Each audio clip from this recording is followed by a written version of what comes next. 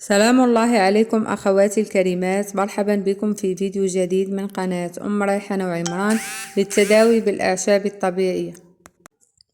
أولا أرحب بالزوار الجدد للقناة. فيديو اليوم بإذن الله تعالى هو وصفة شاملة وكاملة تنظف الرحم من جميع المشاكل، ومن بينها برودة الرحم وأكياس الرحم وتكيسات الرحم والبطانة المهاجرة.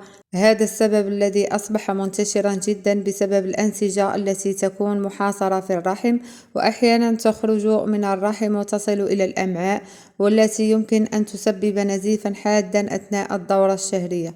والوصفة صالحة أيضا لانسداد قناة فالوب، حيث تعمل الوصفة على فتحها وتسهيل الحمل بإذن الله تعالى. والوصفة صالحة لعلاج الحموضة المهبلية، تقضي نهائيا على بعض الإفرازات التي تعيق الحمل، وتعمل على تكبير حجم البويضة وتقوية المخزون الضعيف، وتعالج أيضا الخلل الهرموني الذي هو سبب في كل المشاكل السابق ذكرها. فيكون الخلل إما في هرمون الإستروجين أو هرمون البروجستيرول أو هرمون الأندروجين الذي هو سبب تكيسات المبايض عند النساء. والوصفة أخواتي أيضا تعالج ارتفاع هرمون الحليب وتضبط هرمون FSH. وكذلك الوصفة صالحة للبويضة الفارغة بدون نواة. إذا سنحتاج في وصفتنا الجبارة لليوم إلى مكونين اثنين. الأول وهو الثوم، ويفضل أن تستخدموا الثوم الأحمر، سنحتاج إلى 3 رؤوس من الثوم.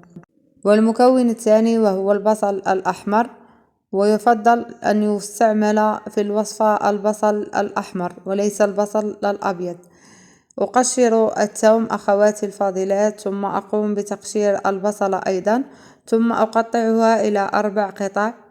ثم في إناء أضع 1.5 لتر من الماء، وأضع الإناء فوق النار حتى الغليان، ثم أضيف إليه البصل و3 رؤوس من الثوم، وأغطي القدر لمدة 3 دقائق. ثم بعد مرور 3 دقائق أقوم بطحن الكل في الطحانة الكهربائية للحصول على عصير. لقد صورت معكم الطريقة، لكن للأسف لم أجد الجزء الذي صورت فيه الوصفة عندما كنت أقوم بطحنها. وبالنسبة لطريقة استعمال الوصفة، يشرب كوب يوميا على الريق لمدة 7 أيام متتالية. كوب واحد أخواتي في اليوم سيحل لكم كل هذه المشاكل التي تعيق الحمل والمتعلقة بالرحم. كانت هذه وصفتنا اليوم وصفة ناجحة جبارة تنظف الرحم وتعمل على تلقيح البويضة، وستصبح البويضة معافاة بإذن الله تعالى، وأيضا تعالج من جميع المشاكل التي ذكرتها في أول الفيديو. إذا لكل من استفاد من فيديو اليوم أو وصفتنا اليوم، لا تنسوا دعم هذا المحتوى بلايك، وشاركوا الفيديو مع الأهل والأقارب لتعم الفائدة. دمتم في رعاية الله وحفظه، وإلى فيديو قادم بإذن الله تعالى.